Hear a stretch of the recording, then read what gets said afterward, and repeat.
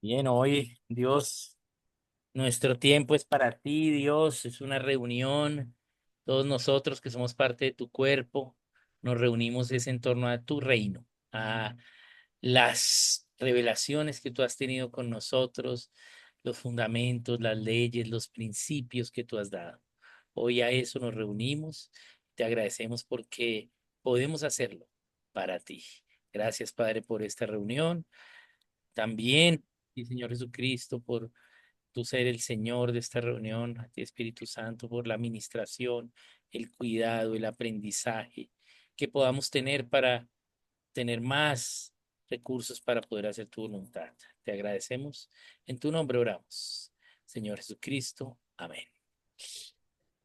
Bien, bienvenidos. Entonces, tenemos nuestra tercera sesión. Yo lastimosamente la sesión anterior no grabé, ¿sí? Entonces, debo con los que no vieron la sesión hacer una sesión extra, pero voy a cuadrarla. Bien, bien. Entonces, vamos a ver nosotros nuestra tercera sesión de la inerrancia bíblica. Entonces, bueno, vamos a continuar. Vamos a ver varios aspectos, esta vez acerca de y cómo podemos tener la certeza de que la Biblia es verdad. Ya vimos algunos aspectos generales la primera sesión, en la segunda vimos algunos aspectos de razonamiento y filosóficos, y hoy vamos a ver algunos aspectos apologéticos. Bien, de ello. Entonces, bueno, acá voy a compartir con ustedes pantalla y vamos a subirnos. Oscar, ¿estamos grabando? Sí, sí, sí, ya lo puse a grabar. Bueno, gracias. Sí, permíteme. Bueno, voy a volver a chequear. Sí, ahí estamos grabando. Perfecto. Bien, bien. Entonces lo tenemos acá. Entonces acá vamos a ver la certeza de la veracidad de la Biblia, certeza, veracidad de la Biblia. ¿Cómo podemos adquirir seguridad y certeza de que la Biblia es verdad? Porque pues el argumento de los paganos es, pues que ustedes son cristianos, pues cómo no van a creer que la Biblia es verdad, ¿sí? Pero vamos a llegar a esta conclusión, ¿sí? Obviamente desde la fe, pero también desde el razonamiento, teniendo, ¿sí? Evidencia de por qué nuestra fe es en ese sentido. Recordemos lo que nos dice la palabra en Primera de Pedro 3:15, que nos dice, estad preparado para presentar defensa ante todo aquel, con mansedumbre y humildad, ante todo aquel que os demande razón de vuestra fe. Entonces, debemos no solo tener la fe porque somos cristianos, sino la fe es el resultado del razonamiento y de las evidencias. Por eso es que podemos tener fe. Bien, bien. Entonces, veamos un primer aspecto aquí de cómo adquirir certeza de la verdad de la Biblia. Entonces, vamos a hacernos algunos casos, algunas preguntas. Acá tenemos este caso, que ¿es la Biblia para nosotros o fue solo para los de su época? Bien, la Biblia pues es un libro de hace tanto tiempo que tiene diferentes lenguajes, pero todos los lenguajes son antiguos, ¿sí? Para el lenguaje actual. Entonces, eh, tenemos que preguntarnos si ¿cuál es el mensaje que Dios dio y si solo fue para las personas de esa época o solo para nosotros? ¿Qué nos dice la evidencia? Entonces vamos a pensar ello. Entonces, ¿cómo puede haber un significado común si lo que es correcto para una cultura puede no serlo para otra? Entonces, ¿cómo puedo yo afirmar que la Biblia podría tener un significado común para los de su época y para nosotros? Sí, puede ser que para los de una época hayan unas circunstancias y lleguen a unos razonamientos y para los de otra época otros. Entonces, podría ser que la Biblia solo fue para los de una época o solo es para la nuestra. Bien, entonces, ¿cómo podemos pensar esta idea? Entonces, la Biblia es verdad para la humanidad. La Biblia no fue solo un mensaje para el pueblo de Israel. Recordemos que ni siquiera el pueblo de Israel existía, ¿sí? Israel inicia con el nieto de Abraham y Abraham era un, un caldeo, ¿bien? Y a través de un caldeo que tiene la fe en Dios, entonces Dios promete una nación que será luz a las naciones, ¿bien? Es decir, que Dios va a enseñarle a la humanidad el concepto de nación a través de el ejemplo que puede dar una nación. Israel es el buen ejemplo y el mal ejemplo. Y Dios trabaja con Israel para enseñarle al mundo qué es una nación, cómo se construye y cómo se destruye una nación. ¿Ven? Bien, entonces, ¿por qué Dios quiere enseñarle a la humanidad acerca de una nación? Porque le dice a Abraham, haré de ti una nación grande, ¿sí? Y que será bendición a todas las naciones. Tú serás bendición, una nación será bendición y todas las generaciones serán benditas en ello. Pero ¿por qué una nación? Porque noten que, y esto ya lo hemos hablado algunas otras veces, apenas Dios crea al ser humano, le comanda a llenar la tierra para que forme naciones, ¿cierto? La idea de las naciones es una idea desde antes de la fundación del mundo. ¿Para qué? ¿Por qué no solo un asunto de nosotros con Dios y ya como individuos? ¿Por qué también como naciones y como generaciones? Bien. La palabra de Dios nos habla en Malaquías 2:15 la respuesta de ello. Y Malaquías 2:15 nos dice, y ya lo habíamos hablado, creo que en la primera sesión, eh, ¿por qué habiendo tanta abundancia de espíritu en Dios, por qué solo hizo a Adán hombre y a Adán mujer? ¿Cierto? Porque Dios no de una vez, nos creó a todos, pero hizo solo a Adán hombre y a Adán mujer. Formó a Adán hombre e hizo a Adán mujer. Porque solo a ellos. Entonces la respuesta dice, porque buscaba una descendencia para él. ¿Sí? Es decir, desde el principio Dios tuvo un pensamiento generacional, ¿sí? De descendencia y también nacional, de naciones. ¿Por qué? Porque no solo es que nosotros le conozcamos para que nos enamoremos de su hijo y nos casemos con él, sino que para poder hacer eso, debemos aprender a autogobernarnos y a gobernar una nación en todos sus aspectos, para entender cómo Él, ¿sí? Dios, es todo y cómo gobierna, ¿sí? Y también para también educar a una siguiente generación para entender cómo Él es Padre. Entonces, el concepto de nación es para ver cómo Cristo es Señor. Y el concepto de generación es para ver cómo, ¿sí? Yo soy es el Padre, ¿cierto? Ese es el concepto. Y, ¿sí? Para poder hacerlo, ¿sí? Necesitamos la administración del Espíritu Santo. Bien, entonces la Biblia es un mensaje para la humanidad, no solo para Israel, ¿sí? El Israel hoy es todos los creyentes, no solo los de Israel, ¿sí? Porque eso es nacionalismo, es poner a Israel sobre las demás naciones, ¿sí? Y Dios se asegura que eso no se haga si comprendemos bien la escritura. Porque, ¿qué dice la Biblia de dónde trajo Israel? Dice de lo vil, de lo vano, de lo peor, del barro, del vado te traje, ¿cierto? Abraham no era el erudito, ¿no? ¿Sí? Abraham era un maldecido a la luz de la sociedad donde vivía, porque no tenía descendencia. Además estaba en el negocio de la idolatría, de la adivinación, ¿sí? Y eso era lo que hacía, o sea, era un repagano, ¿no? Pero que tuvo fe en Dios, quiso conocer a Dios, porque, ¿sí? Le creyó. Bien. Bien, entonces a través de él viene Israel, pero no solo es Israel, sino todas las naciones. Bien, entonces la Biblia es para la humanidad porque trata principios de cada conocimiento. Cada conocimiento está dado en la Biblia. Bien.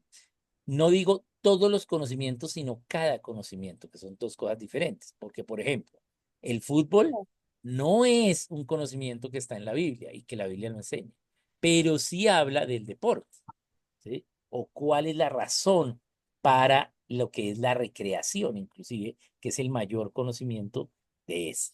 Entonces, la Biblia nos da los principios de los conocimientos generales, fundacionales y fundamentales, ¿sí? Para la humanidad. Y además nos da un mensaje de ley, además o siguiente al mensaje de la ley natural. Sabemos que la ley natural nos la dio en nuestra conciencia cuando nos creó. Génesis 1:27. Eso es lo que dice Romanos. Dice que él escribió la ley en el corazón del hombre, ¿cierto? Pero luego, además de la ley natural, nos da unas leyes específicas, ¿sí? Que son las leyes bíblicas que están en la Biblia. Bien. Entonces, la cultura es la respuesta a la ley natural y a las leyes bíblicas. Bien. Ay, pero es que si yo estoy en China, pues ¿cómo iba a saber de la Biblia? ¿Mm? No, podía saber. ¿Por qué? Porque los principios más básicos se dieron antes de Génesis 10. Y en Génesis 10 fue que el hombre empezó a llenar la tierra. O sea que si tienes claro esos principios, ¿sí? Pues puedas hacer ya naciones y buscar de Dios esa revelación. Entonces, la cultura es la respuesta de los hombres, ¿sí? Ante la ley natural y la ley bíblica. Eso es lo que es la cultura. Bien, por eso se llama culto, cultura, viene de culto. Bien, ¿cuál es la respuesta que tenemos ante la ley natural que tenemos en nosotros y la ley bíblica? ¿Sí? Bien, entonces, este es un concepto que entendemos de que la Biblia es para la humanidad en todos los tiempos, porque trata de los principios de los conocimientos, de todo, ¿sí? Inclusive el conocimiento de la salvación. Bien, bien. Veamos una segunda, la interpretación y aplicación de la Biblia contemporáneamente. Es decir, bueno, pues que pues la Biblia se interpretó antes y decían esas cosas, pero hoy ya no, ¿sí? Entonces, ¿cómo debemos interpretar la Biblia hoy? ¿Sí? Porque es que eso se hacía, pero ya no, entonces el que ya no se haga hoy hace que la Biblia pues sea mentira o pierda, ¿sí? Una certeza de verdad, porque ya no aplica hoy. Bien, entonces veamos qué podemos entender. La Biblia son leyes fundamentales, por lo que se debe entender el concepto de la ley. Bien, primeramente, ¿por qué? Para poder interpretarla, ¿sí? En todo tiempo. Debemos conocer los conceptos de las leyes. Hay diferentes tipos de leyes en la Biblia. Bien, y para ello, pues debemos entender el concepto de la ley. Entonces vamos a explicar el concepto de la ley. Esto ya lo hicimos alguna vez con Sara, que tomamos el concepto de la ley 4 lunes y lo vimos. Bien, pero acá lo voy a hacer en 5 minutos, ¿sí? Entonces no voy a, solo voy a contarles el hecho, pero no el por qué, pero vamos a mirar. Bien, bien, entonces vamos a entender el concepto de la ley para entender cómo podemos interpretar y aplicar la Biblia hoy, ¿sí? Porque, ¿sí? El hecho de que la Biblia se pueda aplicar hoy, ¿sí? Entendiendo el concepto de la ley implica que es verdadera, ¿sí? Entonces vamos a mirar. Bueno, aquí tenemos una línea de tiempo y en la línea de tiempo, pues el hecho más importante de todo estudio histórico es Jesucristo, ¿bien? El Señor Jesucristo. Él parte la historia en dos. Entonces, en esta línea de tiempo vamos a mirar las leyes que hay. En la Biblia vemos la revelación de 7 tipos de leyes, ¿bien? Entonces, vamos a mirar la primera. Bien, entonces Dios tiene una idea, ¿sí? Ellos, Padre, Hijo, Espíritu Santo, tuvieron una idea. Hagamos al hombre a nuestra imagen y semejanza para que gobierne. Pero esa idea básicamente es que el Padre tuvo la idea de que su Hijo viviese un nivel mayor de amor que no tenía Dios, ¿sí? Antes del principio, y es poder amar a alguien que no es él, pero es de él. Y cuando uno ama a alguien que no soy yo, pero que es mío, eso se llama matrimonio. Entonces, para casarnos con el hijo, ser la esposa del hijo. Bien, entonces, para ello, tenía que crearnos a imagen y semejanza de Él libres, porque el amor es libre. Bien, pero ¿cómo gobernar a un ser que es totalmente libre? La única forma es a través de leyes, ¿sí? Que sean de obediencia voluntaria y de evaluación de las consecuencias desde antes. Es decir, establecer una ley y establecerlas con sus consecuencias de obedecerla y de desobedecerla. Y así es como están las leyes de la Biblia. Bien, desde el principio Dios dijo, he aquí yo pongo delante de ti el bien y el mal, elige lo bueno. Si haces lo bueno pasa esto, si haces lo malo pasa lo otro. ¿Sí? Podés comer de todo árbol, más si comes del árbol del conocimiento del bien y del mal, ciertamente morirás. Ahí nos dio la consecuencia. Entonces, todas las leyes están dadas para que yo pueda razonarlas, ¿bien? Y poder autogobernar. Entonces, eh, luego viene el pecado, viene, Dios crea al ser humano en Génesis 1:27, el ser humano es libre y peca, ¿bien? Y, y entonces, pues, el novio tiene que dar la vida por la novia, ese es el nivel de pago, y entonces Dios nos da leyes, ¿sí? Para empezar a hacer el camino de la venida del Señor, que es lo que conocemos como la ley externa. Luego viene el Señor, nos redime, nos justifica y luego entonces nos da leyes internas, ¿sí? Leyes en la iglesia cristiana, para la iglesia y pues hasta hoy tenemos esas leyes y en el futuro, en el cielo, acá en la tierra, vamos a estar casados con el Señor Jesucristo. Bien, este es un panorama de la ley bíblica. Bien, ahora entonces voy a mostrar eh, el pensamiento de esa ley. Es decir, cómo va a ser, cómo es el pensamiento de las leyes.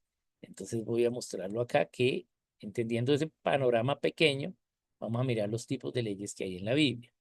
Bien, entonces voy acá a compartir pantalla nuevamente con ustedes. Vamos a buscar dónde estamos, dónde estamos. Ahí, aquí. Ah, estamos más abajo. A ver. Permítame, voy a volver a darle buscar. Compartir. Tipos de leyes de la Biblia. Listo. Ahí la tenemos ahora sí. Bien, entonces vamos a empezar con esta idea. Siempre la tengo. Y este es un versículo de Deuteronomio 21. Dice, si alguno tuviera un hijo contumaz y rebelde, que no obedeciere la voz de su padre ni a la voz de su madre, y habiéndole castigado no les obedeciere, entonces le tomarán su padre y su madre y lo sacarán ante los ancianos de la ciudad y a la puerta del lugar donde viva. Y dirán a los ancianos de la ciudad, nuestro hijo es contumaz y rebelde, no obedece a nuestra voz, es glotón y borracho. Entonces todos los hombres de la ciudad lo apedrearán y morirá. Así quitarás el mal de en medio de ti y todo Israel oirá y temerá. Bien, bien. Entonces esto es una ley que está en la Biblia. Pero ¿por qué no lo hacemos? ¿Mm? Ese es el pensamiento. ¿Por qué no hacemos esto? Entonces, para entender por qué no lo hacemos, porque seguro que hemos tenido a veces hijos con alguna rebeldía que no obedecen algo que se les manda hacer, ¿sí? Pero ¿por qué entonces esto no pasa? ¿Sí? ¿Somos desobedientes a Dios? No, tenemos que entender el concepto de la ley. Entonces, vamos a entender. Entonces, acá vamos a ver los tipos de leyes que hay en la Biblia y lo primero es que Dios al crear el mundo físico, la materia, le dio leyes a la materia. El mundo físico tiene leyes. Se conoce como las leyes del mundo físico, o las leyes físicas. Bien, la gravedad es una de las leyes del mundo físico. Bien, bien. Entonces, primer tipo de leyes, la Biblia nos habla de unas leyes del mundo físico. ¿Nos habla de todas las leyes del mundo físico? No, ¿sí? Pero nos habla de los fundamentos de las leyes del mundo físico. Bien, primer tipo de ley, que Dios hizo fue las leyes del mundo físico. El segundo fue la ley natural. Cuando nos creó a nosotros, en Génesis 1:27 nos dio la ley natural. Bien, bien. Entonces nos escribió la ley en nuestro corazón. Pero nosotros somos libres y podemos decir lo que queramos pero debemos asumir las consecuencias de nuestras decisiones. Entonces resulta que pecamos. Y cuando pecamos, entonces adquirimos una tercera ley, la tercera ley, que es la ley del pecado y de la muerte. Dios nos había dicho, si comes de ese árbol, ciertamente morirás. Bien, porque la paga del pecado es muerte. Bien, entonces adquirimos la ley del pecado y de la muerte. Sí, esa es la ley que no lo da, no lo describe Romanos 8:2. Entonces, tercer tipo de ley, ley del pecado y la muerte, estamos separados de Dios, perdemos esa comunión con Dios, ¿sí?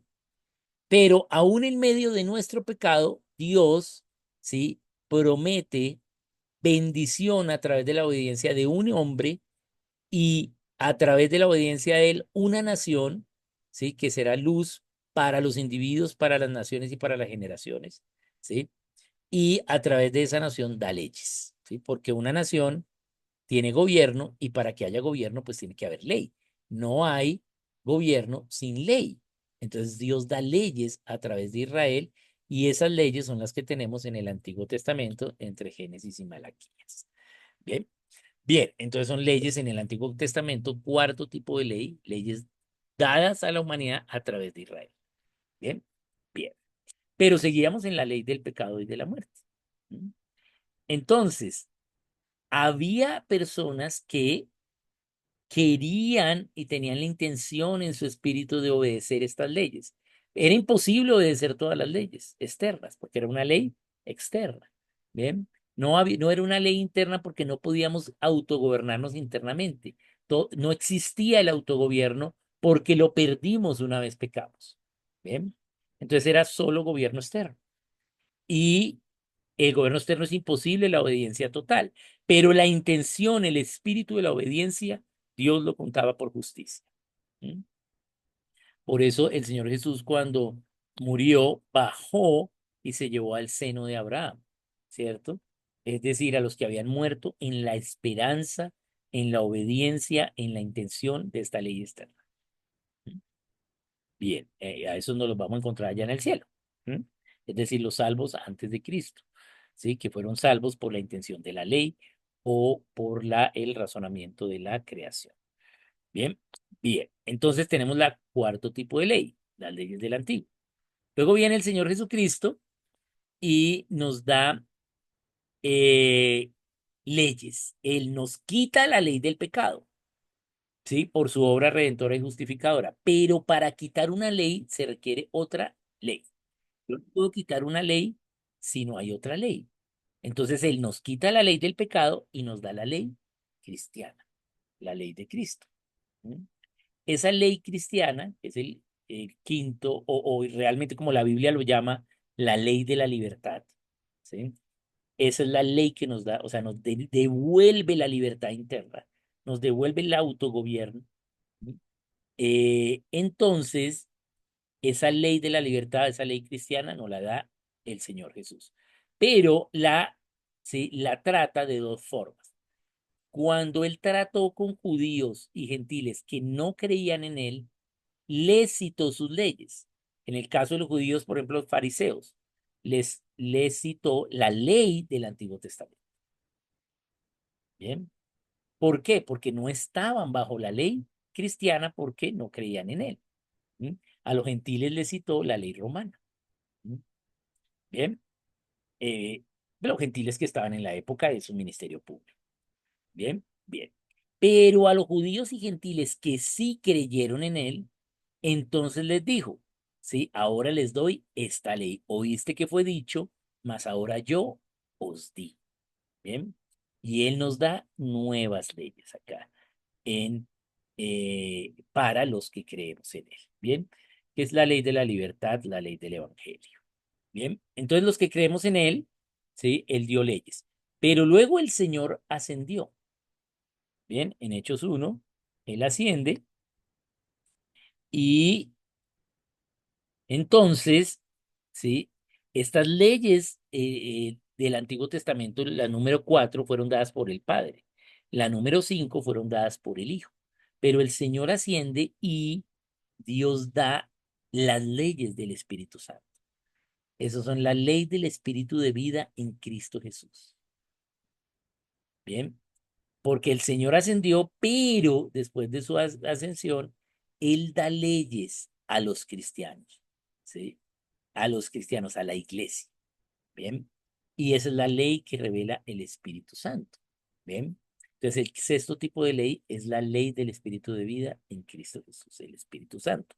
Porque es que hay muchos que dicen, no, la ley es el Antiguo Testamento. Bueno, Cristo dijo, hay una que otra cosa también de ley y ya, ¿sí? Y después de la ascensión del Señor, ya, ya la Biblia se convierte en un libro, en una crónica, en un libro de literatura o que nos cuenta las aventuras de los apóstoles. Y ya, no, toda la Biblia tiene leyes. ¿Sí? El hecho que diga allí que eh, la reunión del domingo es en la tarde, eso es una ley. Diferente es que nosotros la desobedezcamos y nos reunamos por la mañana. ¿Sí? Bien. Pero la reunión del domingo, como iglesia, el primer día de la semana, es al final de la tarde. ¿Sí? Ese es el horario que la Biblia dice. Bien. Bien, ¿perdemos la salvación si no lo hacemos? No, pero sí perdemos puntos para las coronas y para el día del tribunal de Cristo. Bien, entonces hay leyes allí que le da a la iglesia. Bien. Y es el sexto tipo de ley. Y el séptimo tipo de ley es en el futuro, allá en el cielo, que son las leyes en la eternidad de vida, en la vida eterna, o leyes de la condenación eterna para los no salvos. Bien, hay unas leyes específicas nuevas. Por ejemplo, el león no se va a comer al cordero, ¿sí? Eso es una ley nueva, pero esa todavía no está, sino eso es allá, ¿sí? En el cielo. Bien.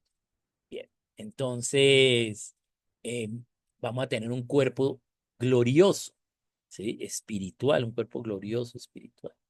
Bien, bien. Entonces, ese es el séptimo tipo de ley. Estos son los siete tipos de leyes. Entonces, ¿para qué entender los siete tipos de leyes? Porque la Biblia habla de diferentes leyes, pero la suma de todas las leyes es la verdad.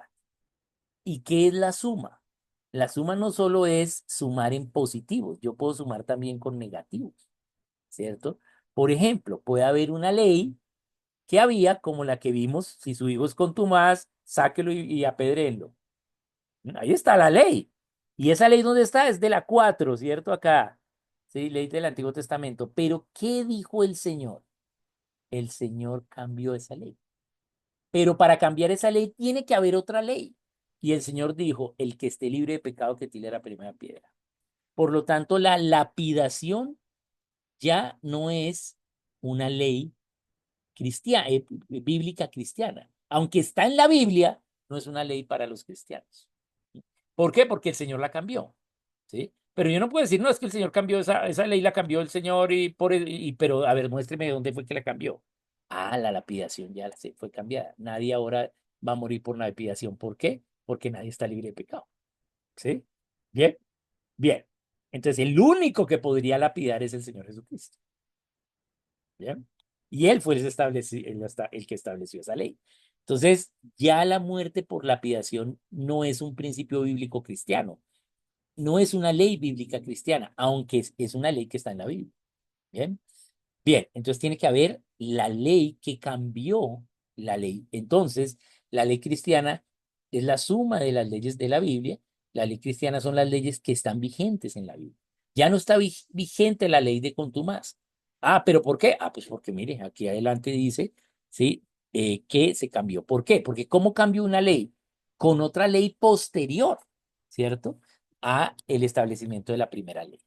Bien, bien, ok, pues ahí dice que el día de reposo es el sábado, ¿sí? Pero el Señor ahora es nuestro sábado y nos dice que debemos de reunirnos el primer día de la semana por la tarde.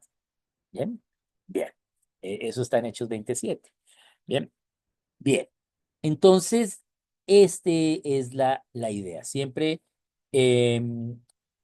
hago también este ejemplo que también es el de los tatuajes.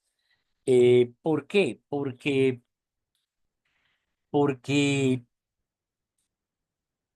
voy a aquí a traer mejor la Biblia física y va a buscarla en el. pero más rápido la física. Eh, Ay, ¿qué hacemos con los tatuajes? Entonces me preguntan muchos jóvenes, entonces yo les digo, pues, ¿qué dice la Biblia? ¿Cuál es la ley? ¿Qué dice la ley? Y cuando vamos a la ley, pues la ley de los tatuajes está en Levítico 19:28.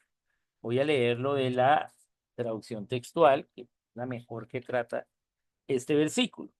Entonces la Biblia textual nos dice, Levítico 19:28, no haréis sajaduras en vuestra carne a causa de un muerto, coma.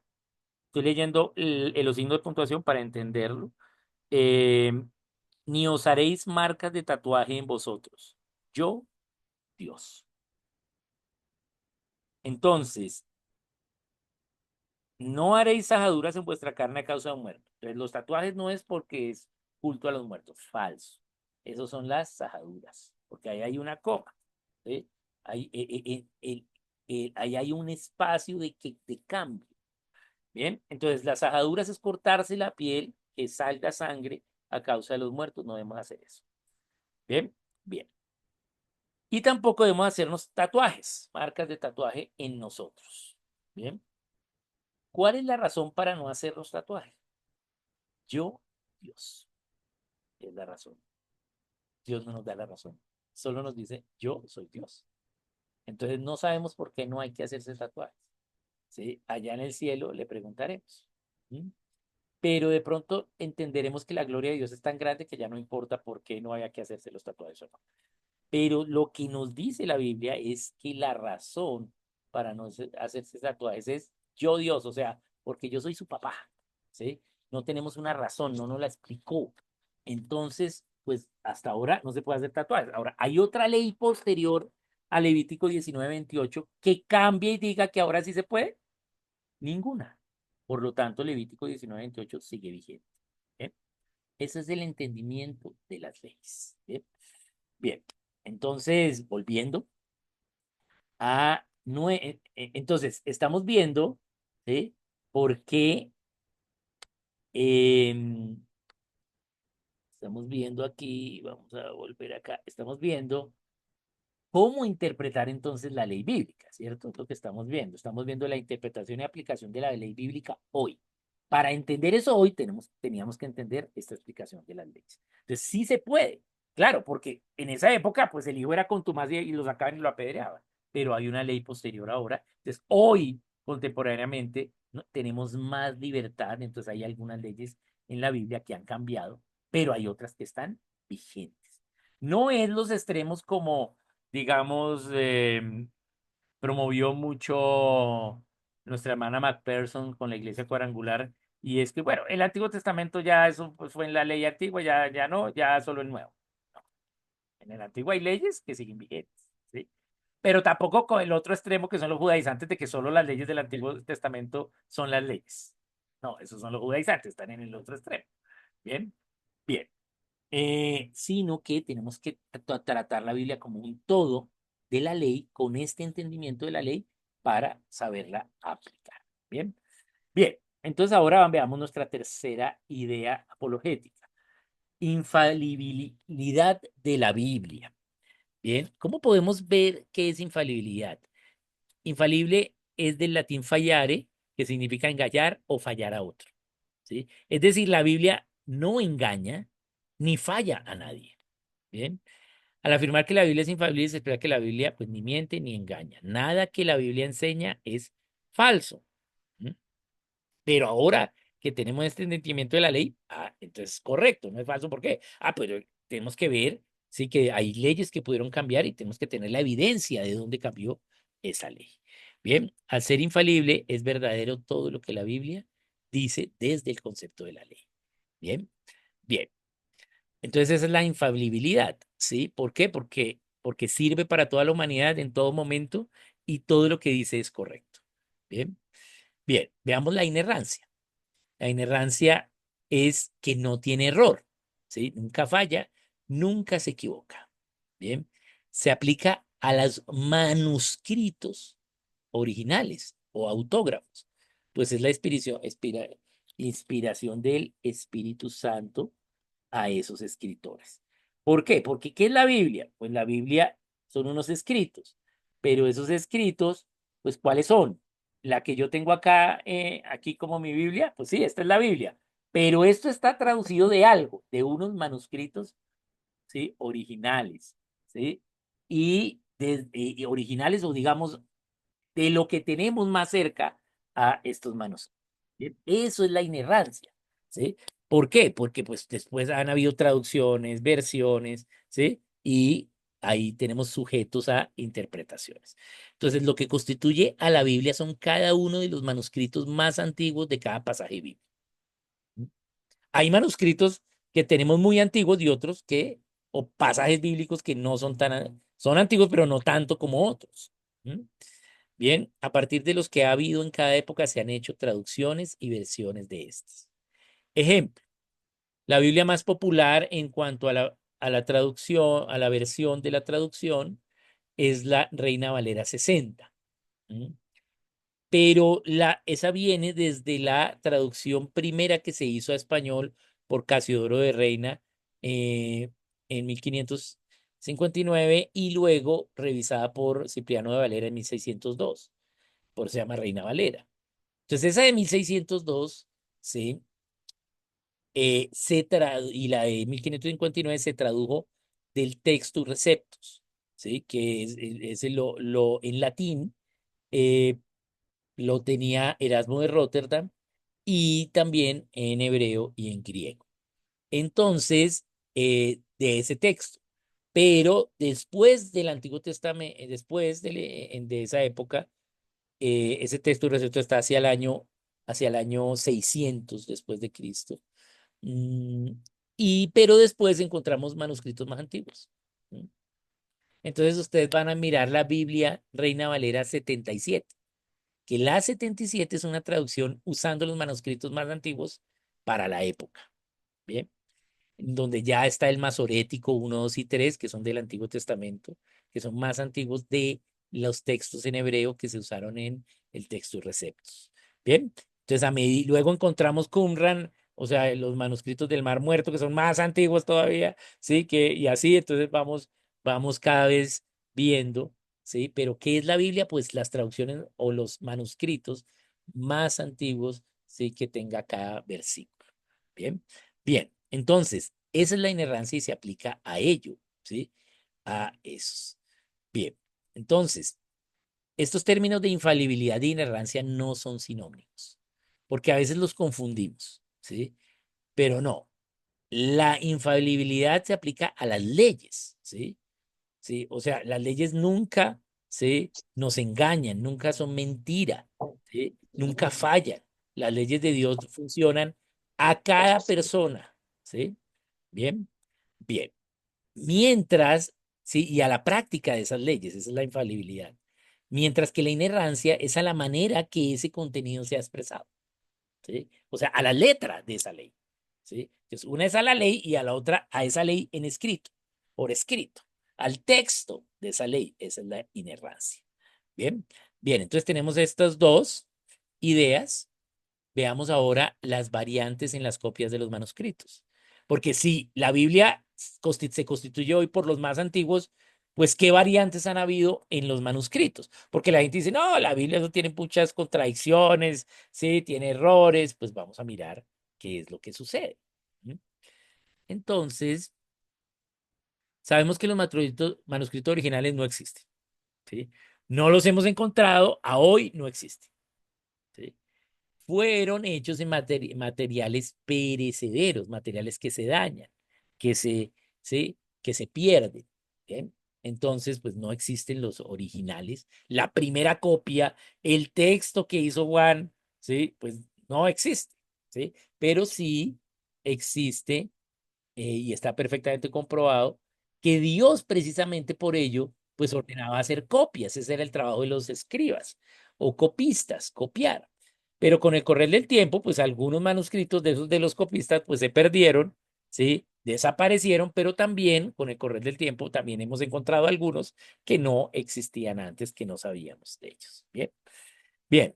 Al encontrar copias de un mismo asunto, se precia entre que la que entre más cercana a los hechos que narra sea la copia, más original se le considera. Es decir, Entre más, haya más copias de un mismo texto, la que esté más cerca al tiempo del original, ¿sí? Se considera la más original, ¿cierto? ¿Por qué? Pues porque está más cercana a cuando sucedieron los hechos que describe, por lo tanto hay menos posibilidad de errores y equivocaciones, ¿sí?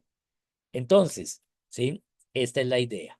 Bien, entonces hemos encontrado manuscritos, ¿sí? Y pues tienen diferentes edades estos manuscritos. Bien, entonces hay variantes en los manuscritos. Veamos entonces un poquito las cifras.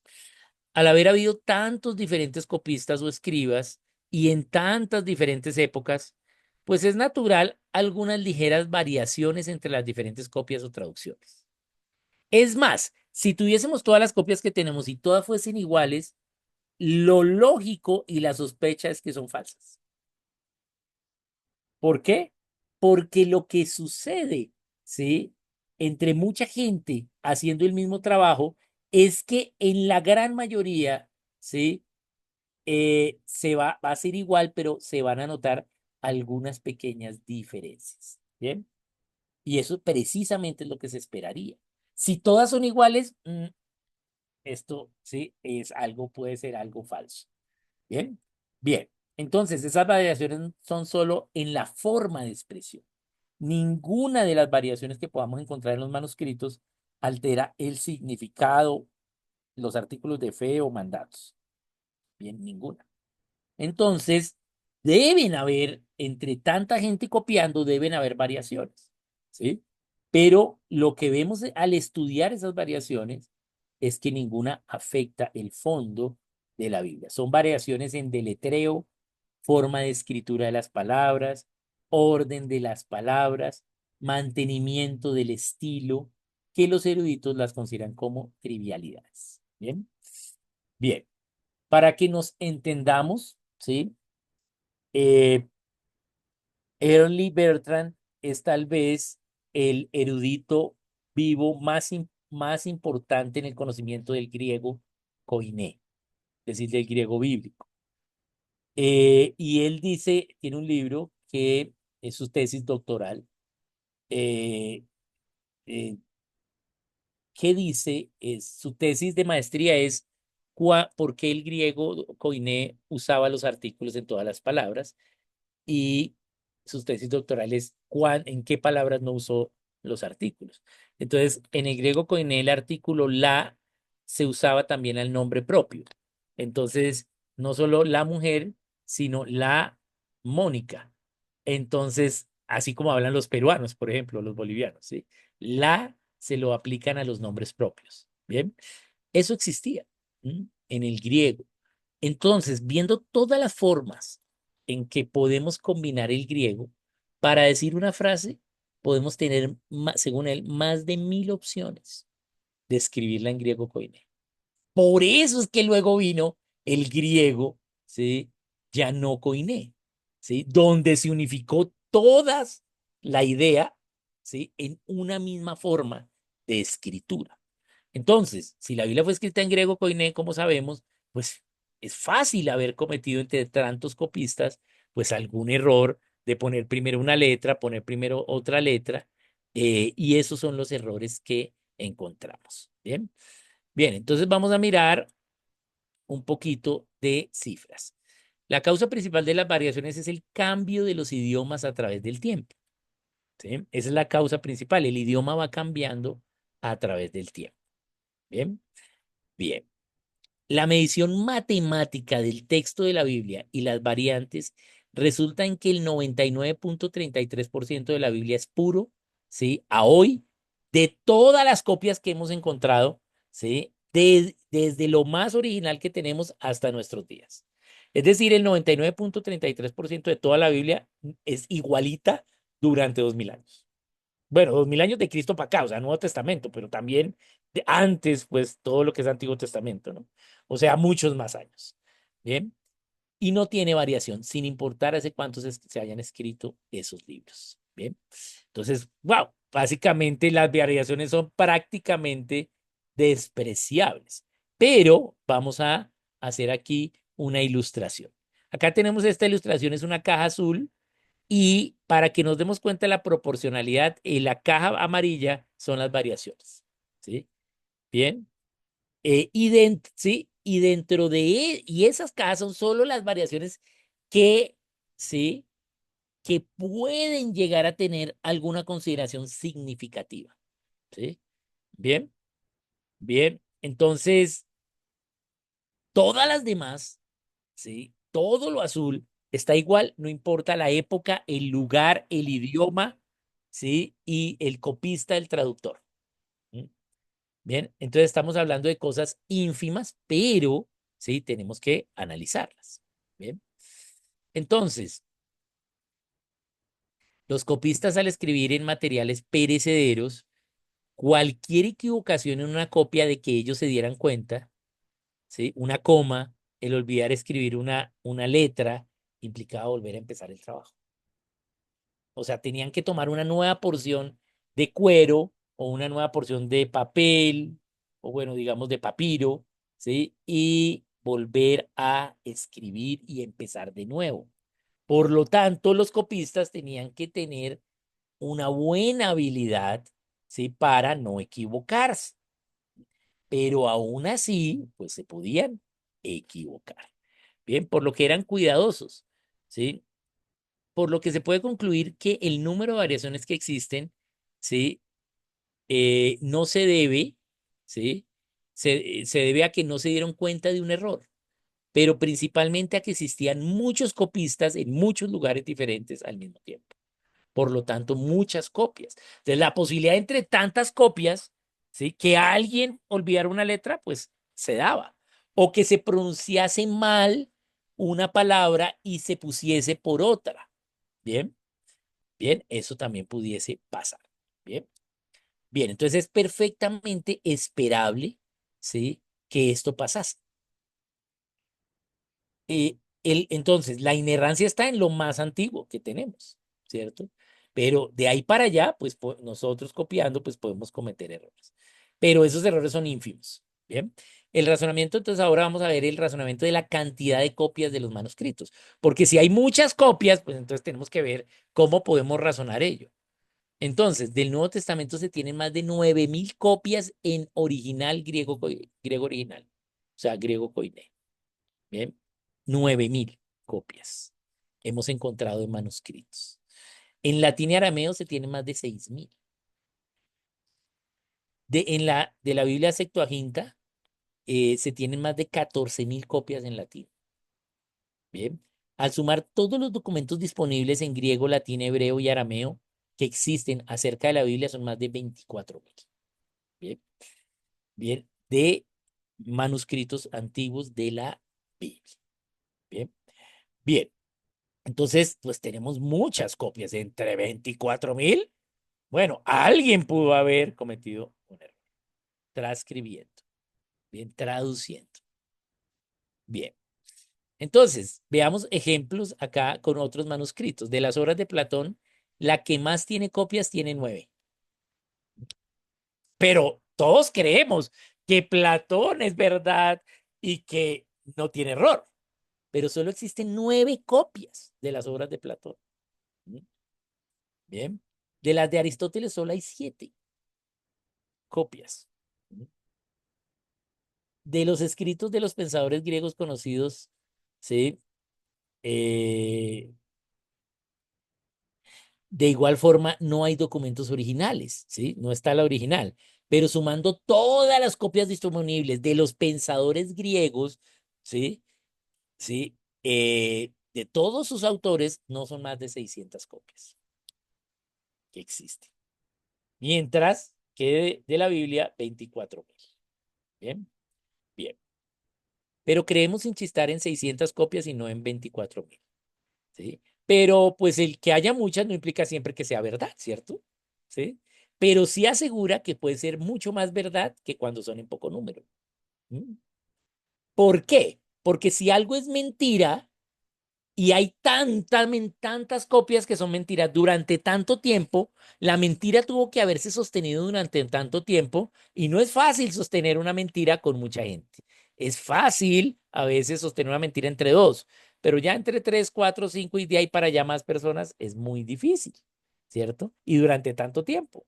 Bien, bien, entonces tenemos que tener en cuenta el razonamiento de la cantidad de manuscritos para entender, primero, que iban a haber unas variaciones, pero segundo, que la misma cantidad de manuscritos nos va a dar la filialidad, la confianza acerca de la veracidad de la Biblia. Bien, bien. Veamos la 7. Razonemos ahora el tiempo de las copias de estos manuscritos respecto a los hechos que narran. Es decir, cuánto tiempo pasó en la copia que tenemos de cuando sucedieron las cosas. Desde las copias de los escritos de los pensadores griegos, la copia con el tiempo más cercano a cuando vivió el autor es de 1400 años de diferencia. Bien, 1400 años de diferencia es la más cercana. Estamos hablando, ¿sí? De la Ilíada de Homero, ¿sí? Que tenemos una copia cercana al año 1000, ¿m? Año 900 algo, ¿sí? La más antigua que tenemos. Y es la más cercana a los hechos, a cuando pasaron estas cosas, o vivió ese autor. Bien. La mayoría de las copias de los escritos de los pensadores griegos datan de después del año 1000, después de Cristo. Entre más lejanas sean las copias a los documentos originales, hay más posibilidad de errores en estas, ¿cierto? Claro. Ahora veamos del Nuevo Testamento. El Nuevo Testamento del Nuevo Testamento completo hay 5750 copias. Bien. Siendo la más cercana solo 25 años después de sucedidos los hechos. Bien. Entonces, bien cerquita, ya tenemos la primera. Es decir, de la Ilíada de Homero hay 643 copias, la más cercana, 500 años. Ah, no, la Ilíada son 500 años después de la vida del autor. Bien, bien. De la filosofía de Platón hay 7 copias, siendo la más cercana 1200 años después de la vida del autor. Bien. En cambio, sí, del Antiguo Testamento, las copias narran muy cerca. Bien, ello. Bien, entonces, veamos acá este razonamiento. El Señor Jesucristo realizó su ministerio público entre el año 30 y 33 después de Cristo. Marcos escribe su evangelio hacia el 45 después de Cristo. La copia más antigua data de menos de 40 años después. Es decir, que en el tiempo de Marcos, ¿sí? Cuando él escribe y se empieza a copiar el evangelio, aún habían testigos oculares del ministerio de Cristo. Entonces hubieran podido decir, no, eso que dice Marcos es mentira, ¿sí? Y no se hubiese promovido tanta copia, ¿bien? Pero todos los apóstoles, todos los testigos, ¿sí? Que narra la Biblia, ¿sí? Ninguno se retractó. Es más, dieron su vida, fueron presionados, fueron torturados y todos dieron su vida, ¿sí? Afirmando que fue verdad lo que se dijo. ¿Bien? Entonces, si entre más cerca sean las copias, pues hay menos posibilidad de error y además estamos ante el escrutinio de los testigos oculares o de las memorias de los libros que hayan hecho esos testigos oculares, ¿sí? Con el tiempo esos libros se van a ir perdiendo a través del tiempo de la historia. Pero si las copias son cercanas, entonces tienen un escrutinio mucho mayor que las copias lejanas. Bien, eso hace que entendamos que la Biblia, sí, pues pasa muchas más pruebas acerca de la veracidad que los mismos textos de los griegos. Bien, entonces, el tiempo de las copias que se tienen del Nuevo Testamento es el más corto respecto a los hechos que narra de cualquier documento antiguo de el primer siglo. Se me fue.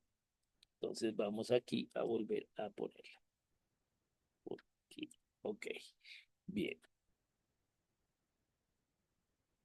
Vamos a volver a hacerlo acá.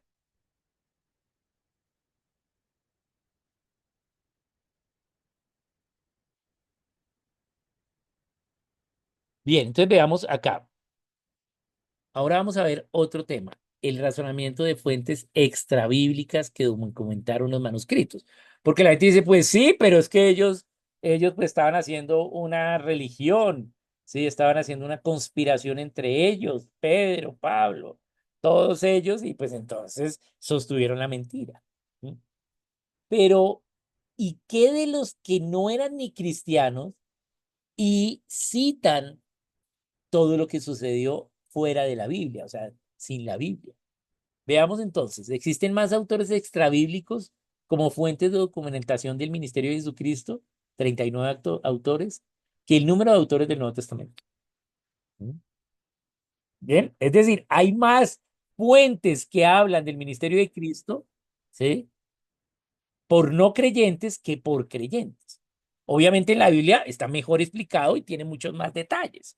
Bien, pero sí, hay autores como Justino Mártir, que llegó luego a ser cristiano, Tertuliano, Orígenes, Ireneo, Tácito, Flavio Josefo, que nunca fue cristiano, fue judío, son autores extrabíblicos, ¿sí? Que documentaron partes de la historia de Jesucristo. Bien, tal vez el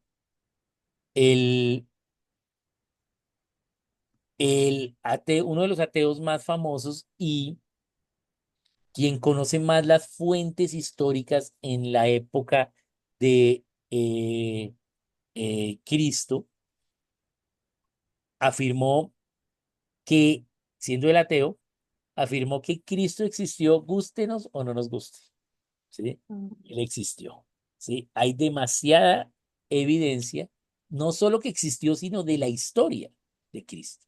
¿Bien? El mismo Josefo dice que Cristo resucitó, siendo que él no era cristiano, ¿bien? Bien, sino judío. Eh, dice que resucitó al tercer día. Aquí lo tenemos ya en rojo. Bien, bien. Bien, entonces allí lo vemos. Vamos entonces ahora a ver. Entonces tenemos esta idea también, ¿no? Fuentes extrabíblicas, o sea, fuentes que no son de la Biblia. Bien, bien. Ahora veamos otra. Causas que pudieron dar lugar a las variantes en las transcripciones bíblicas de los manuscritos de la Biblia. O sea, ¿por qué fue que se dieron esas causas? Recordemos que acá estamos hablando de esas pequeñas variantes comparado con todo el texto, ¿sí? Pero pues las estamos analizando, ¿bien? Porque de ahí es donde se pegan la gente que dice que la Biblia no es verdad, ¿sí? De pronto la gente dice, no, la Biblia no es verdad porque ahí dice que una cosa que su hijo es contumaz y ustedes no lo hacen, entonces eso no es verdad, ¿sí? Pero no, ya vimos cómo entender la Biblia a partir de la ley. Pero también el hecho de que haya variantes no le quita la veracidad de la Biblia, ¿sí? Sino que precisamente es lo que se esperaría, ¿sí? Por el número tan alto de copias, ¿sí? Y de tantos idiomas que se ha traducido la palabra. Bien, bien, entonces vamos a mirar, ¿sí? Primero, variantes sin intención o accidentales. Los autores no tuvieron la intención, ¿sí? De, ¿sí? Hacer una variante. Bien, y veamos entonces cuáles pueden ser esas causas para que se hayan producido esas variantes si no había intención, fue algo accidental. Entonces, lo primero, entre tantos copistas, pues de pronto alguno ya se estaba quedando sin oído, sí, sí, sordera o sin vista, ¿sí? Entonces pudo haber algún defecto físico y pues que causase algún error, ¿sí? Alguna variante. Bien, entonces es lógico creer esto porque ante tal número, pues podría pasar. Bien, bien. Veamos una segunda. Fallas de comunicación de lenguaje. ¿Por qué? Porque estamos hablando de varios idiomas, de idiomas que no se hablaban en unos lugares, pero que se empezaron a hablar o se empezaron a estudiar, por lo tanto se empezaron a pronunciar. Pero pues uno no pronuncia siempre de acuerdo al idioma, uno siempre tiene de otro idioma que no es el materno, pues uno siempre tiene acento. Entonces, pudieron haber falta de entendimiento, alguna falla en la pronunciación o que se faltó pronunciar una letra o se sobrepronunció una letra y eso hizo que el copista, el escriba, escribiese una letra más o una letra menos. Bien. Entonces es perfectamente entendible entre tantos idiomas, todos en el mismo lugar, ¿sí? Es entendible. Nosotros acá en Latinoamérica no es que entendamos esto tanto, pero si yo le digo esto a un europeo, lo entiende perfectamente. ¿Por qué? Porque en Europa todos los países que están a tu lado hablan un idioma diferente, ¿sí? Mientras que aquí no, ¿sí? Debido a la razón por la cual Dios crea a América, a la América Latina, pues nos dio un idioma común, ¿no? Entonces, aunque hablamos español y tenemos palabras diferentes, una cosa es el español mexicano y otra el argentino, ¿cierto? Pero nos entendemos, ¿bien? Entonces, pues podemos más o menos en un 90-95% entendernos el idioma sin problema. Pero cuando los idiomas todos son diferentes y todos estamos de diferentes lugares, con idiomas maternos diferentes, pronunciando un idioma que no es nuestro, pero de manera común, pues podemos tener diferentes tipos de pronunciaciones y puede causar fallas de comunicación en el lenguaje. Veamos otra. Fallas de memoria y de retención. Como el libro se escribía en rollos, ¿cierto? Entonces se escribía, ¿sí?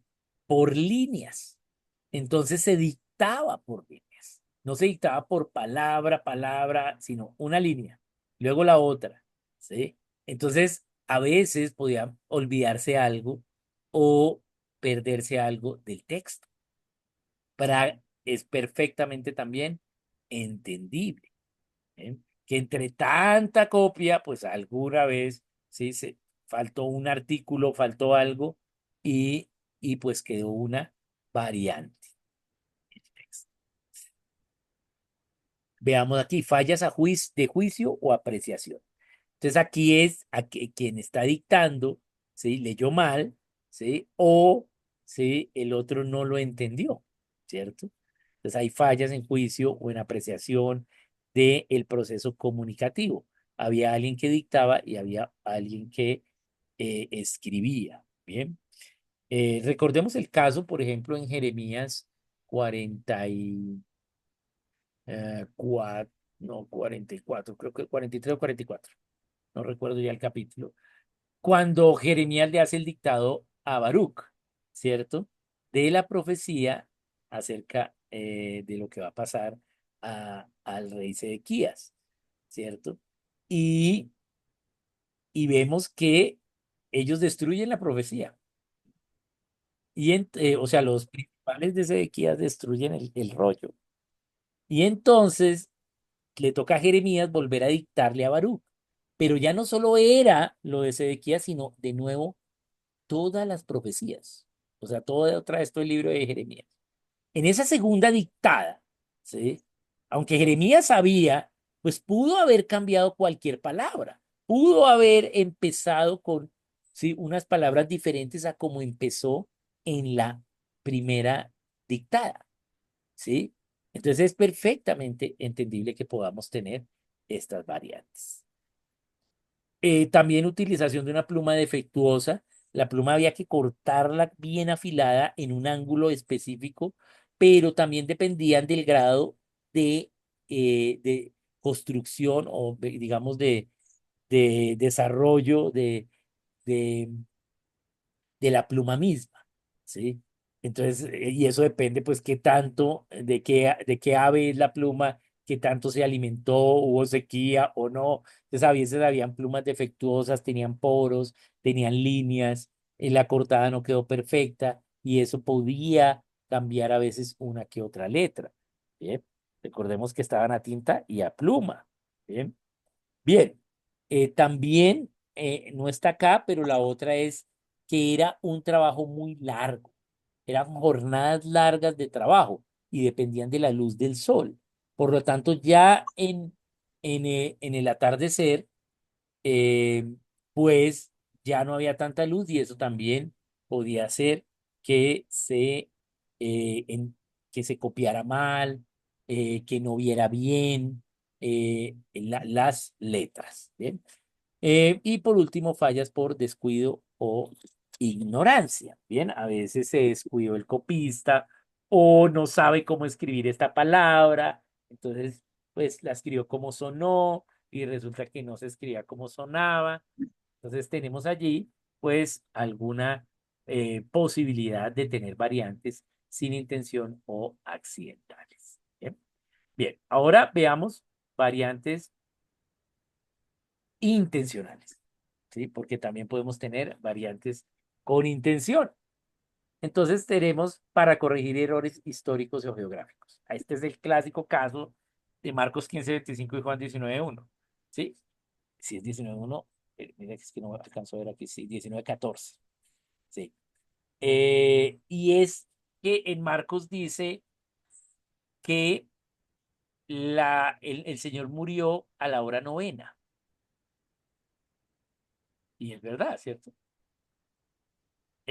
Pero en Juan dice que el Señor murió a la hora tercera. Entonces, ¿se equivoca la Biblia? No, tenemos que ver el contexto. Ya vimos que Marcos escribe su evangelio poquito tiempo después, ¿sí? Habían testigos oculares y lo escribe para el mundo judío. Recordemos que el escritor, que es Marcos, ¿sí? Es el escriba de Pedro. Es la visión de Pedro del evangelio y el ministerio de Pedro fue a los judíos. Entonces, claro, pues la hora novena es la hora como se leía las 3 de la tarde para los judíos.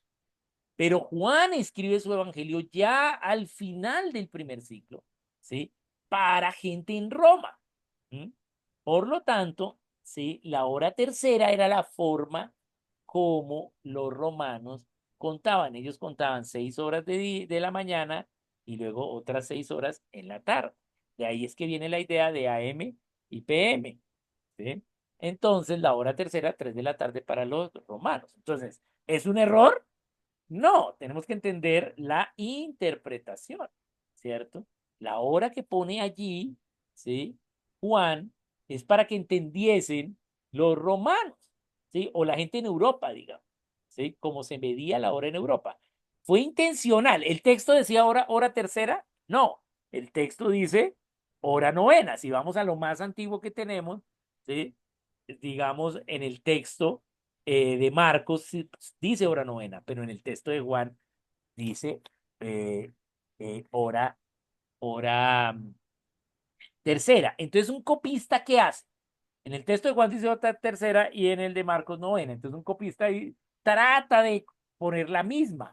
Entonces dice, no, entonces puede ser que ambas ponga tercera o en ambas ponga novena, pero el texto en uno dice novena y en el otro dice tercera.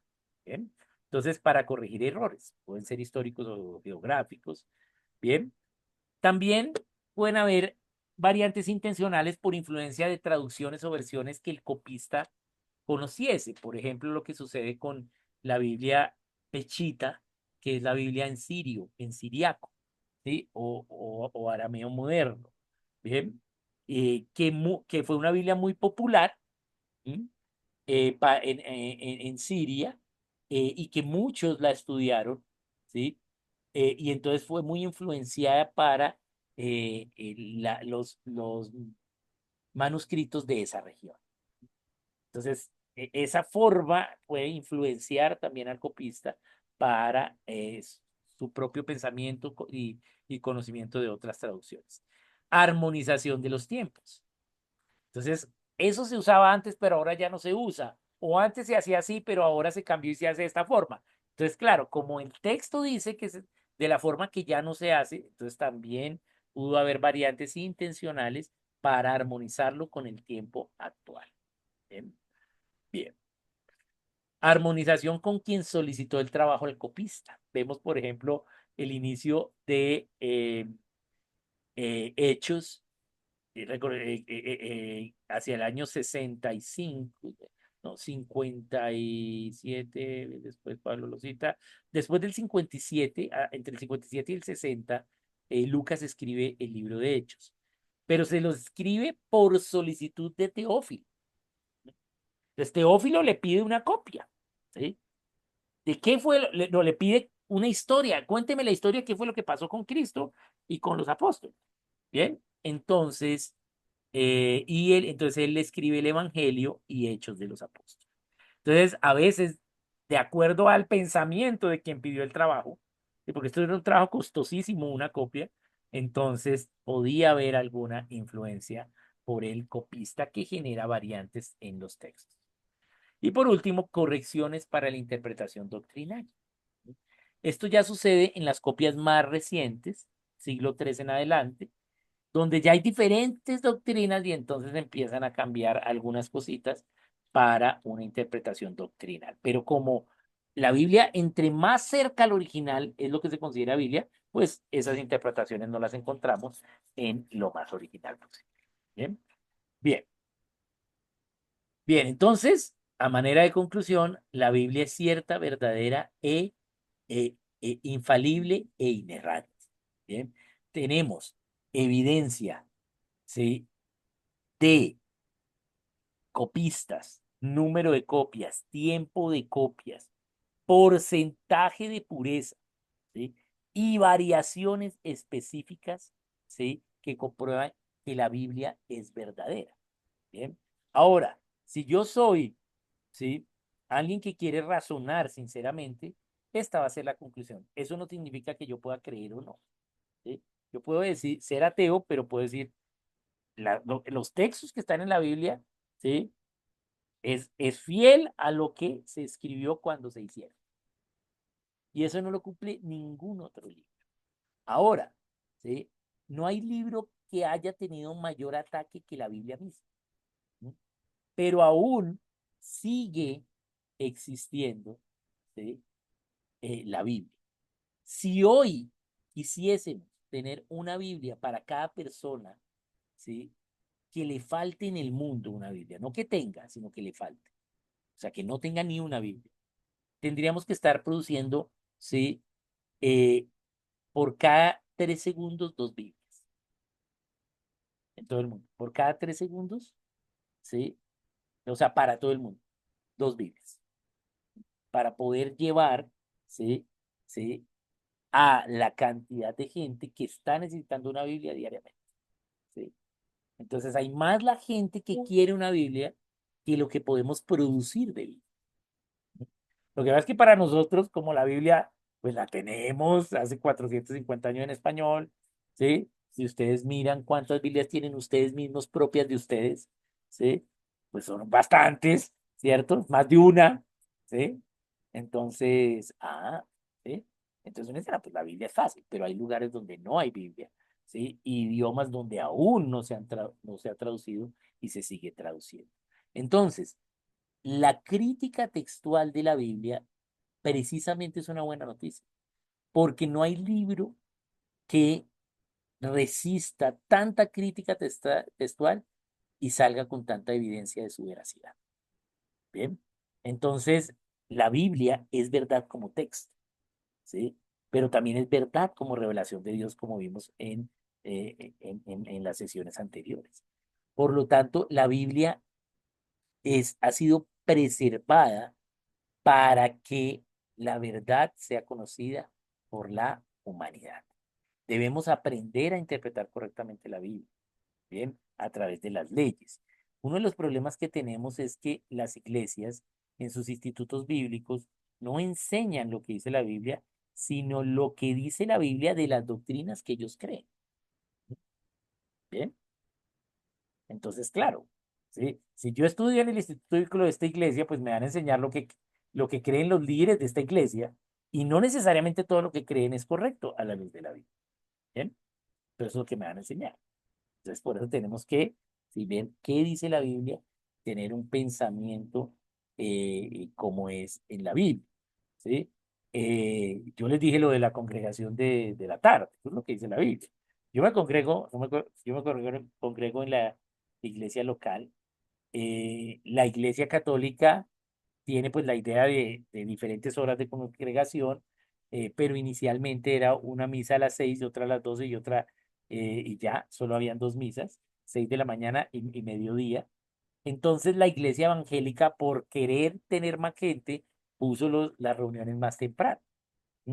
Entonces por eso la iglesia evangélica se reúne a las 7, sí, 8 en la mañana generalmente, casi nunca en la tarde. Bien, en la iglesia local, que es donde yo me congrego, ¿sí? Pues obviamente la Biblia dice a la hora, pero también nos reunimos por la mañana, ¿cierto? ¿Sí? Pero cuando vamos a ver por qué la Biblia dice eso, entonces vamos a entender, ah, claro, claro, sí, 6 días trabajarás, un día no, ese es el día de reposo. Mm, ¿Y qué es lo que debe hacer entonces la familia el día de reposo? Pues reposar. ¿Y para qué es eso? Ah, pues para descansar físicamente, pero no es que nos quedemos sin hacer nada. No, descansar es cambiar de actividad, ¿sí? Dejo de trabajar por ahora otra actividad. ¿Cuál? Concentrarme en el Señor, en Dios, ¿sí? ¿Y quién lo hace? Ah, el padre de familia. Ah, se levantan más tarde, el padre enseña, hace su sacerdocio, ¿sí? Con su familia, tranquilos, en paz, no con afanes, ¿bien? Y almuerzan y luego van y comparten la cena a la hora de la cena con los hermanos. Es una cena, no es un desayuno ni un almuerzo, sino una cena, ¿bien? Y las cenas son final de la tarde, ¿bien? Entonces, ese es el derecho de las cosas, eso es lo que nos enseña la Biblia, ¿bien? Pero pues somos libres de obedecer o de desobedecer, ¿bien? Pero, ¿sí? El hecho de que nosotros desobedezcamos no le quita la verdad a la Biblia o el hecho de que obedezcamos.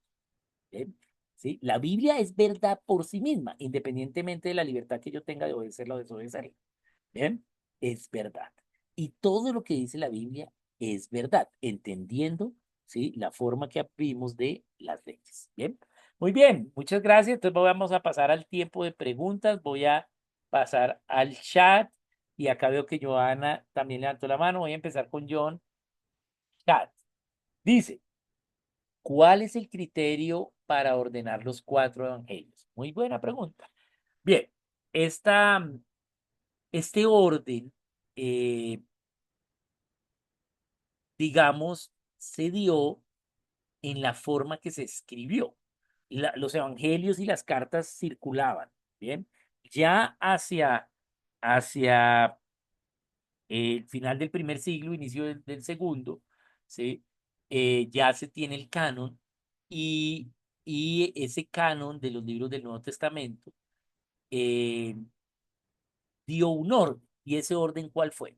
Mateo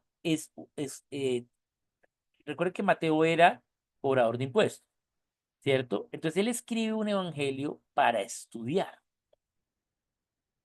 ¿bien? Para poder, él tenía un pensamiento muy concreto de cálculo. Entonces tiene que estar las cosas ordenadas, ¿sí? Entonces por eso vemos todas las parábolas una tras otra, ¿sí? Entonces está por temas, ¿sí? Temas de estudio. Mateo está por temas de estudio. ¿Sí? Así está ordenado. Entonces es el evangelio más largo y es para estudiar. Bien, bien. Luego, entonces tenemos Marcos. Bien. Marcos es el evangelio más corto, es un pack, está empaquetado, ¿sí? Y es una visión, ¿sí? Del evangelio hacia los judíos, ¿sí? Un evangelio práctico, sencillo, ¿bien? Entonces, estos dos tienen un contraste, ¿sí? El estudio más profundo y el evangelio, ¿sí? Más como un panorama rápido, ¿bien? Bien, luego viene Lucas y Lucas es un reporte cronológico. Entonces Lucas empieza a tener más el orden como sucedieron las cosas. Bien, por eso en Lucas tenemos dos espacios de las parábolas, no están seguidos.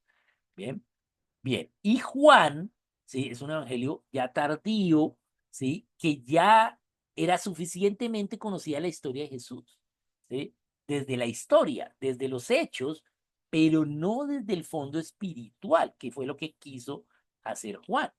Bien. Y es el amor, la necesidad de que entendamos esa historia, pero en el hoy, el relacionamiento. Podamos vivir eso hoy. Recordemos que fue el último apóstol, él ya sabía que iba a morir, le dejó todo a Justino Martín, ¿sí? Que no era un creyente, ¿sí? Sino que se vuelve creyente con Juan y, y y era como su legado de vivamos esto, ¿sí? Era entonces más vivencial. Por eso no todo lo que aparece en los demás evangelios sinópticos aparece en Juan. Pero también hay cosas que solo están en Juan, que para los otros no fue algo tan importante, como por ejemplo las bodas de Caná, ¿sí? Solo está en Juan, ¿sí? ¿Por qué? Porque Juan estaba allí, mientras que los otros no estaban, ¿bien? Bien, pero fue el primer milagro del ministerio público de Jesús. Eso debería ser, estar en todos, pero solo está en Juan, ¿sí? ¿Por qué? ¿Sí? Porque eh, recordemos que Juan era el más joven de todos los discípulos, de todos los apóstoles, ¿sí? Y fue alguien que al ser más joven, pues no tenía era un ayudante de pesca, pero no tenía tanta responsabilidad, por lo cual pudo estar más tiempo con el Señor y también pues fijarse más en los detalles, ¿no? Entonces eso es lo que tenemos de los evangelios, ¿bien? Ahora, hay otros textos que se le han llamado evangelios, pero realmente han sido evangelios apócrifos. Es decir, que se escribieron, ¿sí? No eh, para la época, sino después, pero como la gente quería los evangelios, entonces muchos empezaron a escribir, ¿sí?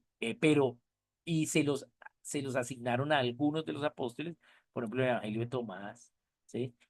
Pero que realmente no tuvieron una aceptación o una confirmación por los mismos apóstoles y principalmente por Juan, que fue el que más tiempo duró, ¿no? Bien, bien, vamos entonces con Joana. Cuéntanos, Joana. Yo quería preguntarte si por favor me puedes confirmar nuevamente cuál es el pasaje donde se establece lo de la cena y la reunión que debería ser en la tarde. Yo no sabía, entonces Hechos es algo nuevo 27. para mí. Hechos ¿Hechos? 27. Listo, gracias. Hechos 27 nos dice que se reunieron los hermanos, ¿sí? A cenar y al ministerio de la palabra. Ok. Bien. Y recordemos que el domingo no era un día festivo, o sea, no era era un día laboral, ¿sí? Para los judíos. Era festivo para los romanos, pero para los judíos no, ellos trabajaban el domingo, ¿sí? Por eso se reunían en la cena, ¿cierto? Pero eso ya lo sabía Dios, ¿sí? Dios hubiera podido decir, no, pues dejémoslo el sábado mejor, ¿sí? Porque es el día que ellos no trabajan, ¿sí? Porque el evangelio se empieza a predicar primero en Jerusalén, ¿sí? Pero no, ¿sí? Lo que vemos es que Dios dejó por escrito que fuese el domingo. ¿Por qué? Por, por, por el entendimiento de la obra de Cristo, ¿sí? Para el judío no podía vivir por la ley interna, sino vivía por la ley externa, ¿sí? Entonces, cuando tú vives solo por la ley externa, entonces te dan tiempo para ver si la cumples y tienes que llegar a una evaluación. Esa es la forma. Entonces, el judío trabajaba de domingo a viernes y el sábado, el séptimo día, se iba a presentar a Dios a ver si era aprobado. Esa es la cosmovisión judía, religiosa, ¿sí? Me presento ante Dios porque a ver si con cuánto cumplí de las obras de la ley externa, a ver si me aprueba. Pero Cristo ya nos aprobó, no por ninguna obra nuestra, sino por la de Él mismo. Por lo tanto, ya nosotros somos aprobados. Y al ser aprobados por la obra de Cristo, desde el primer día estamos con Dios y somos aprobados. Por eso nos reunimos el primer día de la semana. ¿Para qué? Para que los siguientes días vivamos, sí, como un testimonio de Cristo vivo en nosotros. Ya no vivo yo, más Cristo vive en mí. Es un cambio de pensamiento. ¿Bien? ¿Bien? Y por eso es la congregación el día domingo. Noten, sí, porque hay gente que dice, no, pues que como el domingo era el día de descanso de los romanos, entonces, pues entonces el domingo. No, ¿por qué? ¿Sí? Porque el evangelio tarda en llegar a Roma, ¿sí? No llegó de uno, ¿sí? Y lo que vemos es que Pedro y Juan van a orar al templo en Hechos 4 o 5, sí, creo que 5, 5, 12. Y van a orar al templo un sábado, ¿sí? Bien. Y, y qué ven, oran, ¿cierto? Pero es la última vez que oran en el templo y un sábado. ¿Qué hace después Dios con Pedro? Le muestra que el evangelio es para todos, no solo para los judíos, ¿sí? Y cuando Pedro comprende que el evangelio es para todos, entonces, sí, se empiezan a reunir el día domingo, no el sábado, porque ya no eran judíos, sino eran cristianos. ¿Sí? Y para el judío, reunirse con un no judío era maldición. ¿Sí? Por lo tanto, no se podía, si había un gentil que había creído, no se podían reunir el sábado, ¿sí? Sino el domingo se reunían. Bien, entonces por eso tenemos el domingo y por eso es en la tarde. Bien, y eso da pues muchos beneficios también para la familia eh, también, ¿no? Bien, eso no quiere decir que solo tengamos esa reunión, podemos hacer muchas más reuniones, pero la reunión de domingo, o sea, donde se espera que vaya toda la iglesia, pues la Biblia nos da esa instrucción. Bien, bien. Bueno, muy bien, muchas gracias a Lucas, todos. perdón, perdón, Oscar, Dale. estaba leyendo aquí Lucas. Es que tengo una duda. Tú mencionaste que Lucas, no, perdón, que Teófilo le solicitó ¿a quién escribir Hechos? ¿A Pablo o a Lucas? A Lucas. Hechos y el Evangelio de Lucas también, ¿no? El Evangelio y Hechos. Ah, ok, Sí. o sea, Hechos está escrito solo por Lucas o él también participa Pablo. Solo Lucas escribe. Ok, Lucas es el único, el autor. pensé que Pablo había intervenido también en No, eso. recordemos que Lucas empieza a acompañar a Pablo todo el tiempo Ujú, desde Troas, ¿no? Cuando Pablo recibe que tenía que ir a Macedonia, o sea, que no debía ir a Bitinia, en Hechos ujú. 16, ¿sí? Pero obviamente él hace pues todo lo que sucedió antes. Es más, podemos ver cómo, ¿sí? El protagonismo de los primeros 8 capítulos de Hechos es de Pedro, ¿sí? Así. Y luego la iglesia en Antioquía, cómo fue preparado Pablo y luego ya pues Pablo en la misión, ¿sí? Ujú, Como las 3 partes de Hechos, ¿no? Pedro, ujú. Pablo en Antioquía y la misión de Pablo con los que lo acompañaron. Esa es la idea. Muchas gracias. Bien. Muy bien, entonces muchas gracias a todos. Aquí ya vimos pues algunas ideas de, de entender que sí pueden haber varias variantes y hay, pero es mínimo y vimos las razones por las que hay. Entonces, la Biblia en sí, sí, es para que un libro durante tanto tiempo con tantas copias se mantenga 99,33% igual, ¿sí? Pues eso significa que, ¿sí? Y que desde los testigos oculares, ¿sí? En adelante se ha defendido ese libro porque es verdad, ¿bien? Y también que el hecho de que existan las variantes es lo que se debe esperar. Porque hay gente que dice, no, pero la Biblia es mentira porque, mire, Marcos dice que a las hora novena y Juan dice que a la hora tercera. Entonces la Biblia es mentira. Entonces, ¿qué presupuesto tenemos? Presuposición, todo tiene que ser igual. Pero si todas las cosas son iguales, la principal sospecha es que son falsas. ¿Sí? Tiene que haber algo, una ligera diferencia. ¿Bien? ¿Sí? Es más, 2 personas que le sucedió el mismo hecho, ponlos a contar algo, a contar ese hecho, y verá que uno va a dar más detalles que otro. Por ejemplo, si uno es mujer y el otro es hombre, el hombre solo dice 3 cosas y ya, la mujer va a decir más detalles, ¿sí? Entonces ya de por sí hay una diferencia. Es más, 2 personas en el mismo lugar describiendo el mismo hecho no ven las mismas cosas, ¿sí? Así estén en el mismo lugar y de frente, ¿sí? Unos ven una cosa y otros no, y yo no la vi y ahí estaba, ¿sí? Eso es lo que se esperaría. ¿Sí? Entonces, si todo es perfectamente igual, la sospecha es que es falso. Pero si todo es perfectamente diferente, entonces también es falso. Entonces, ¿cuál es el tiempo? O sea, ¿cuál es el criterio? Entonces, el criterio lo da, ¿sí? En análisis del error estadístico. Cuando vemos estadística, vemos que hay 2 niveles de análisis de error. El primero es la normalidad. La normalidad es el 5% se puede aceptar de error y el 95% tiene que ser. Pero en la Biblia no podríamos aceptar ese primer nivel, ¿sí? Entonces vamos al segundo nivel, el 99 y el 0,5, ¿sí? Que es lo que debería pasar en una persona. Pero en tantas copias y con tantas personas, entonces podemos tener hasta un 0,7, ¿sí? Que es como tiene la Biblia, 99,33 matemáticamente nos da, o sea, estadísticamente, pura, o sea, sin un cambio. Durante tanto tiempo, pues eso primeramente es pues, algo de admirar, que la Biblia sigue conservando su veracidad, ¿bien? Su inerrancia, su infabilidad, ¿sí? Y que es verdad y que nos dé la confianza de lo que leemos es verdad. ¿Bien? Obviamente tenemos que interpretarla, aprender a interpretarla, aprender algo de hermenéutica, aprender las leyes, entender, ¿sí? Qué hacían, ¿sí? Eh, a manera de ejemplo, a mis hijas, nosotros le leemos la Biblia un capítulo diario, es que estamos en Jeremías, mm, y entonces, bueno, a Jeremías estos no le creen, ¿sí? Todo lo que dice no le cree y le dicen, sí, ahora sí te vamos a creer, y él les dice, y no le cree. Pero si ustedes miran, las veces que el pueblo no creyó y se fue, todas las veces se llevó a Jeremías. Pero si odiaban a Jeremías solo les decía que eran unos malandrines, ¿para qué se lo llevaban? Se lo llevaron amarrado a Egipto, ¿sí? Se lo llevaron a Samaria, ¿sí? ¿Sí? Lo echaron en la cisterna, luego lo sacaron y se lo llevaron, ¿sí? Cuando llegó Nabucodonosor, ¿sí? Y luego le dijeron, no, ¿sabe qué? No lo vamos a llevar, pues devuélvase.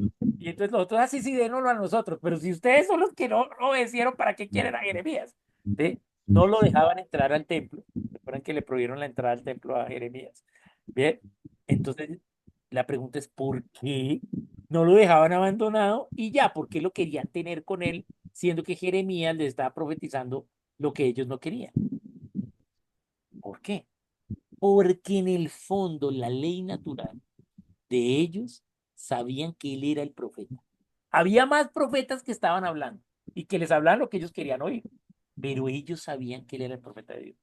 Lo que pasa es que ellos no querían lo que Dios quería, les estaba diciendo. Entonces preferían desobedecerlo. ¿Bien? ¿Sí? Pero ellos sabían que no iba a hacer el profeta. Por eso el rey no lo mata, lo mete a la cárcel. ¿Mm? Por eso el rey no lo mata, sino lo manda a la cisterna, porque sabían que era el profeta de Dios. Y eso lo dio la ley natural. Bien, entonces eso es lo que sucede. Nosotros, ¿sí? Si nosotros vamos y estudiamos la Biblia y la leemos, la ley natural nos va no solo a respaldar que es verdad porque es verdad, sino nos va a llevar al conocimiento verdadero de que la Biblia es verdad. La mayoría de gente que critica la Biblia no la ha leído, ¿sí? Tenemos varios casos, como por ejemplo el más famoso, el de Lee Strobel. Si pueden verse la película, eh, eh, el caso de Cristo, de Lee Strobel, la historia de Lee Strobel, véansela, es muy buena, ¿sí? Es sobre la veracidad de la Biblia. Eh, y es eso, alguien que criticaba la Biblia, pero nunca la había leído y empezó a leerla para criticarla más y tener evidencia en contra, y resulta pues que se convierte. ¿Por qué no? Porque la evidencia es gigantesca. O también el caso de James Warner Wallace, ¿cierto? Que hace lo mismo.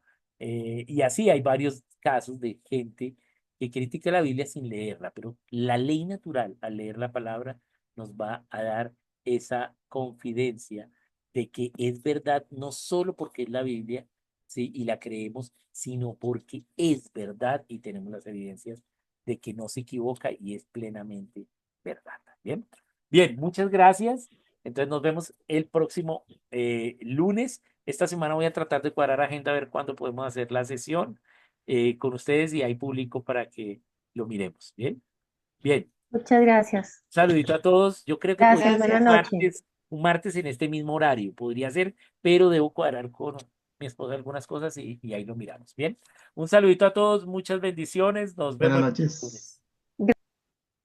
Buenas noches para todos. Gracias. Igualmente. Gracias.